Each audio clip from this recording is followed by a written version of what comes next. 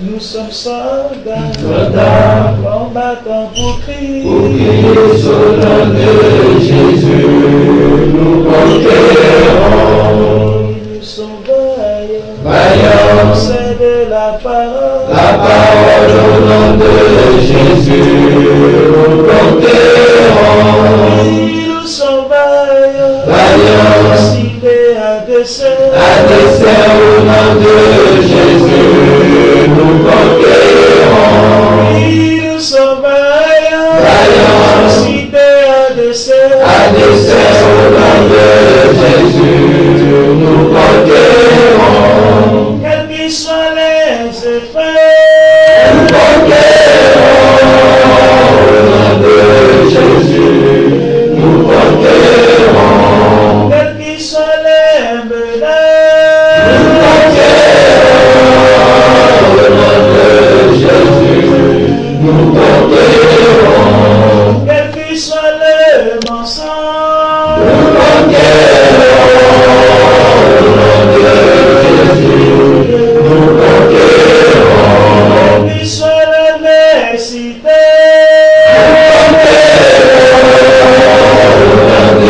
Jésus, nous conquérons.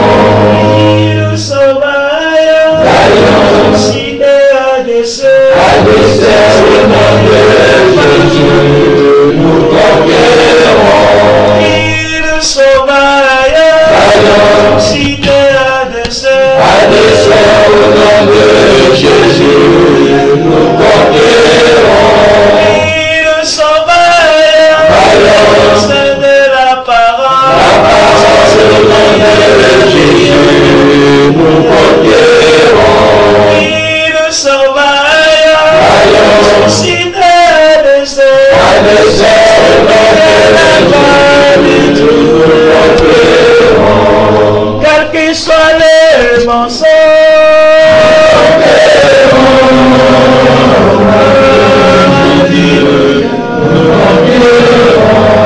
quels qu'ils soient les menaces,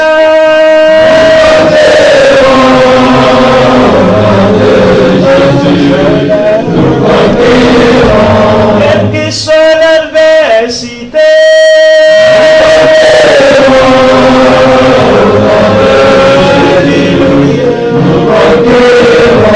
quelles que soient les persécutions,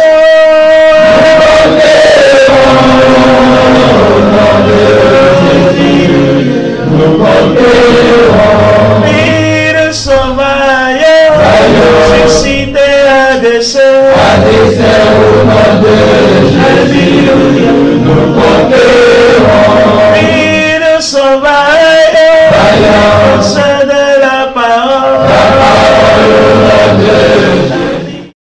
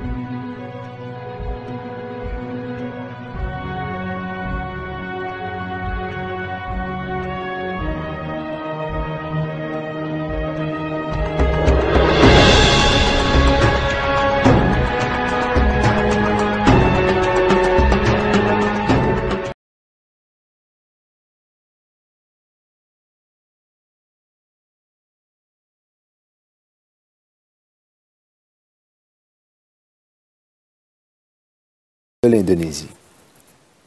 Loretta Fudi a été la seule morte sur 9 personnes trouvées lors d'un écrasement d'avion en 2013. Voici maintenant un extrait d'un discours donné par Barack Obama alors qu'il était sénateur qui est choquante en tant qu'enfant de Dieu. Apocalypse 13:5, et il lui fut donné une bouche qui prononçait de grandes choses et des blasphèmes. Which passages of Scripture should guide our public policy? Should we go with Leviticus, which suggests slavery is okay, and that eating shellfish is an abomination? Or we could go with Deuteronomy, which suggests stoning your child if he strays from the faith? Or should we just stick to the Sermon on the Mount, a passage that is so radical that it's doubtful that our own Defense Department would survive its application?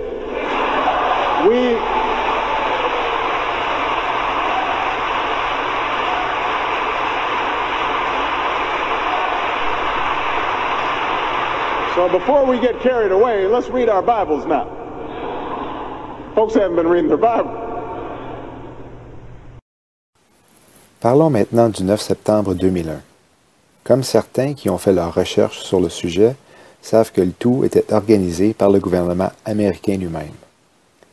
Elle était planifiée bien longtemps d'avance, soit sur l'argent américain ou par le biais de la télévision. Dans Back to the Future, la première fois que l'on voit la scène du stationnement, on peut apercevoir l'enseigne du centre d'achat avec 2 sapins et l'heure à l'envers qui indique 9:11 pointant aux 2 tours. Tandis que plus tard, on peut remarquer l'enseigne qui n'a qu'un seul sapin avec une heure différente. Avant et après. En 2012, le président américain a inscrit sur une poutre du One Trade Center, érigé à l'endroit des attentats, le message « Nous nous souvenons, nous reconstruisons, nous revenons plus forts », reprenant les paroles d'Éphraïm et des habitants de Samarie dans le livre d'Ésaïe au chapitre 9, verset 10, qui disent avec orgueil et avec un cœur hautain, « Les briques sont tombées, mais nous bâtirons en pierre de taille, les sycomores ont été coupés, mais nous les remplacerons par des cèdres. » W est la valeur numérique 6 de l'alphabet en hébreu. Un autre point intéressant à apporter par rapport au saut du dollar américain est qu'un phénix y est présent. En août 2010, le tapis du bureau ovale alors qu'Obama était en pouvoir a été modifié pour un phénix. Dans le passé, les présidents l'ayant précédé, un aigle sur un fond bleu avec des étoiles blanches devait être vu. Voici un exemple du tapis lorsque le président George W. Bush était au pouvoir. Il y avait un aigle sur un fond de couleur bleue que l'on retrouve sur le drapeau de la marine américaine avec des étoiles blanches. Tandis que le tapis de Barack Hussein Obama a un phénix sur fond blanc et des étoiles noires. Apocalypse 13:8, et tous ceux qui demeurent sur la terre l'adoreront. Le comédien et acteur Jamie Foxx était en 2012 l'hôte du Soul Train Awards à Las Vegas pour la remise de trophées pour la musique et le divertissement noir. Vous allez voir l'extrait vidéo où il présente Barack Obama. 2 phrases ont été dites de sa part avant le début du visionnement qui est « C'est comme l'Église par ici. C'est comme l'Église ici. »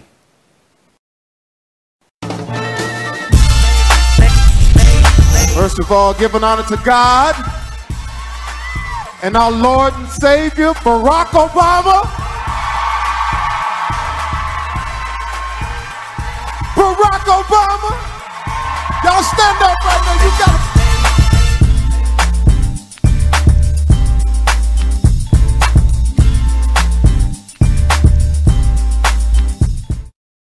Il est important de mentionner qu'Obama a remporté le prix Nobel de la paix seulement 11 mois après avoir été élu président. Les libéraux l'appellent le sauveur. L'organisation Gallup est une entreprise américaine qui offre différents sondages qu'elle mène et dont les résultats sont publiés par différents médias. Eh bien, l'homme le plus admiré en 2015 est Barack Obama, suivi du pape. L'Antéchrist est une personne maléfique qui tente de se substituer à Jésus-Christ. Ajoutons à cela que Satan est connu comme un imitateur de Dieu, on le dit le singe de Dieu. Jean 12:1, puis 6 jours avant la Pâque, Jésus vint à Béthanie, qui est à proximité de Jérusalem. Curieusement, le 20 mars 2013, Obama est arrivé à Tel Aviv. Le 26 mars 2013, il donnait une conférence de presse à Jérusalem avec le premier ministre israélien, 6 jours avant la Pâque. Matthieu 21:5, dites à la fille de Sion, voici ton roi vient à toi, docile et monté sur une ânesse et un ânon, le petit d'une ânesse, prophétisé dans Zacharie 9:9. Jésus entre sur un ânon, symbole de son humilité. Obama est démocrate et son parti politique a un ânon comme symbole. Apocalypse 13:1, et je me tins debout sur le sable de la mer, et je vis monter de la mer une bête ayant 7 têtes et 10 cornes, et sur ses cornes 10 couronnes, et sur ses têtes le nom de blasphème. L'Antéchrist est référé à la bête. La limousine du président s'appelle la bête. Pendant le voyage, il se verra attribuer une récompense, le Presidential Medal of Distinction. Cette reconnaissance, selon le président israélien Shimon Peres, honorera sa contribution unique et importante au renforcement de l'État d'Israël et de la sécurité de ses citoyens. Benjamin Netanyahu, premier ministre d'Israël, a désigné la visite comme étant l'Operation Unbreakable Alliance. En français, l'opération Alliance incassable. Alliance indestructible ou incassable, en hébreu, est Brit Amim, une alliance de peuples. Intéressant de noter l'étoile de David modifiée sur le drapeau israélien et les étoiles manquantes sur le drapeau américain. Obama a cité que la paix doit arriver en Terre sainte, qualifiant l'alliance entre les États-Unis et Israël d'éternelle. Un livre dans la Bible qui fait référence à l'Antéchrist est celui de Daniel, débutant au chapitre 8, verset 23. Au verset 25, « Et par sa subtilité, il fera prospérer la tromperie dans sa main, et il s'enorgueillira dans son cœur, et par des traités de paix, beaucoup périront. Il s'élèvera aussi contre le prince des princes, mais il sera brisé sans le secours d'aucune main. » Il est reconnu pour avoir changé la politique du gouvernement et écrit ses propres lois. Ceci avec l'utilisation de sa propre main, comme le mentionne le verset. Daniel 11:36, « Et le roi fera selon sa volonté, et il s'exaltera et s'élèvera au-dessus de tout Dieu, et il proférera des choses étonnantes contre le Dieu des dieux. » Le magazine Newsweek a publié sur la couverture qu'Obama était le Dieu de toutes choses. Dans un autre magazine, l'on pouvait lire « La deuxième venue », pendant que dans certains articles, on le décrivait comme le Messie. Les médias sont un outil puissant pour programmer le subconscient des gens et Obama l'utilise pleinement. Point intéressant aussi est cette cicatrice que l'on peut voir sur sa tête. Est-ce suite à une opération? Dur à dire s'il n'en parle pas ou que l'on n'a aucune information médicale. Ce que l'on peut dire, c'est que ça semble avoir été sérieux. C'est un homme définitivement plein de mystères. Daniel 11:37. La parole de Dieu nous révèle que l'Antéchrist n'a aucune attirance pour le sexe opposé. Eh bien, imaginez-vous donc que sa femme serait un homme. Et voici l'effet de cette affirmation. Son nom était Michael LaVaughn Robinson. Il était le deuxième fils de Fraser Robinson III et Marion Shields Robinson.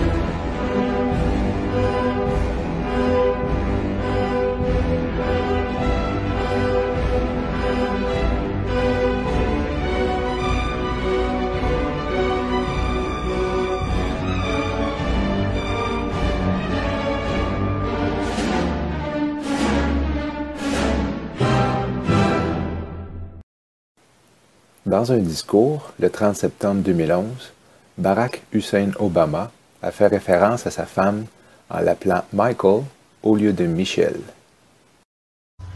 Distinguished guests, and men and women of the finest military in the world. And most of all, Admiral Mullen, Deborah. Michael and I also want to acknowledge your son Jack, who's deployed today.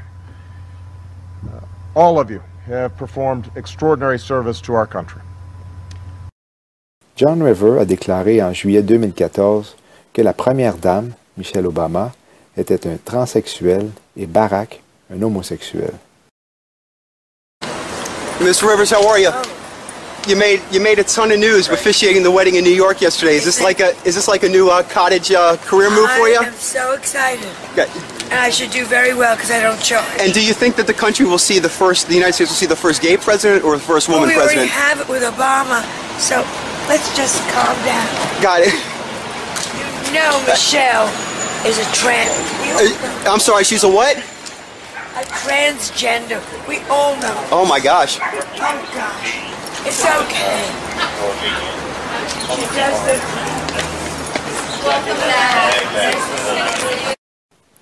Elle est décédée mystérieusement moins de 2 mois plus tard suite à des complications prévisibles pendant une opération. Les enfants de Michelle et Barack sont adoptés et les certificats de naissance sont aussi manquants. Sur une page couverture de Newsweek, l'on pouvait lire le titre « Le premier président gay ». Une amie d'enfance et de classe de Barack Obama, Mia Mary Pope, a donné une entrevue avec pasteur James David Manning que l'on peut écouter sur YouTube, parlant du passé gay de Barry Soetoro. Elle révèle que l'entourage pouvait clairement voir que cet homme passait la majorité de son temps avec la communauté hawaïenne gay, s'engageant dans des actes homosexuels avec des hommes d'affaires qui avaient du succès pour de la drogue et de l'argent.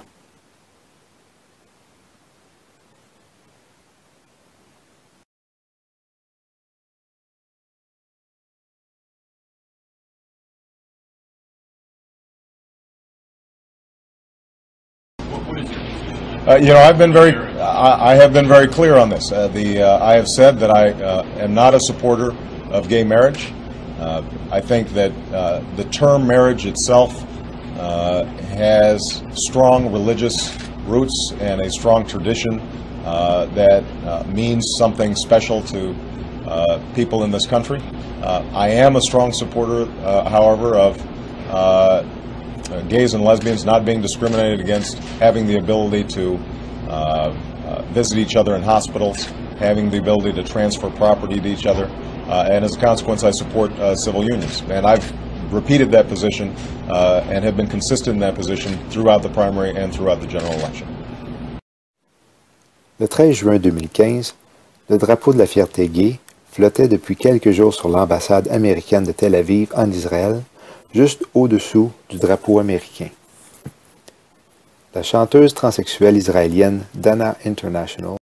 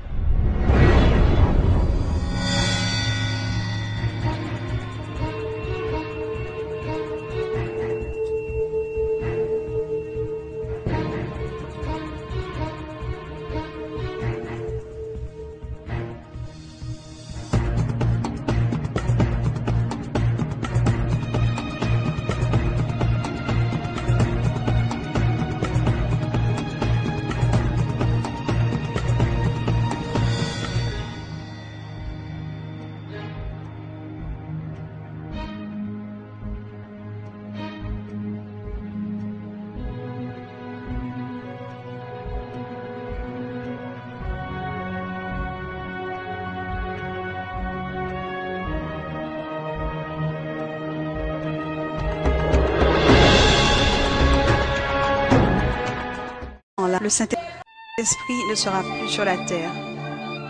En ce temps-là, il ne sera plus sur la terre. J'ai commencé à avoir un trafic énorme.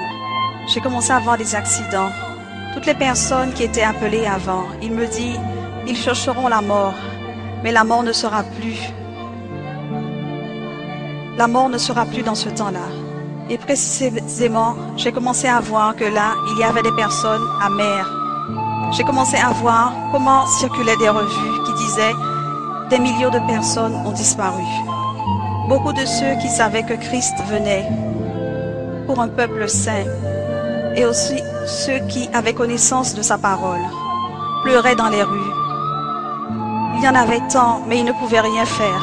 Et le Seigneur ferma l'écran et il me dit « Je viens là chercher un peuple saint. Je viens bientôt chercher mon Église. Veille sur ce que tu fais pour accomplir ce que je t'ai demandé. Dis à mon peuple que je reviens d'ici peu. Dis à mon peuple que je reviens déjà. » Le Seigneur me dit, dis à mon peuple que je reviens déjà. Et que je viens pour un peuple saint. Dis à mon peuple que c'est seulement les saints.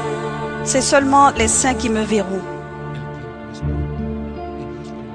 Le temps est proche. Le Seigneur a permis de signaler et révéler à l'humanité ce qui arrivera. Aujourd'hui, c'est le temps du salut. Et que tu invites ta vie à ton unique sauveur, Jésus. Prends ce temps de choisir ta destinée. La vie ou la mort. Le ciel ou l'enfer. Jésus ou le diable. C'est très clair. D'appartenir à Dieu ou d'appartenir au diable. De faire le bien ou de faire le mal. Ton choix sera ta destinée. Vie éternelle ou étang de feu. Réfléchis. Fais le choix. Décide maintenant. Jésus-Christ est mort sur la croix pour chacun d'entre nous, pour nos péchés, et nous a donné l'opportunité d'être sauvés par sa miséricorde. Accepte Jésus comme ton unique sauveur. Tous l'ont écouté et l'ont vu. Que ce moment, vous le viviez comme un appel. Ne vous condamnez pas pour l'enfer éternel.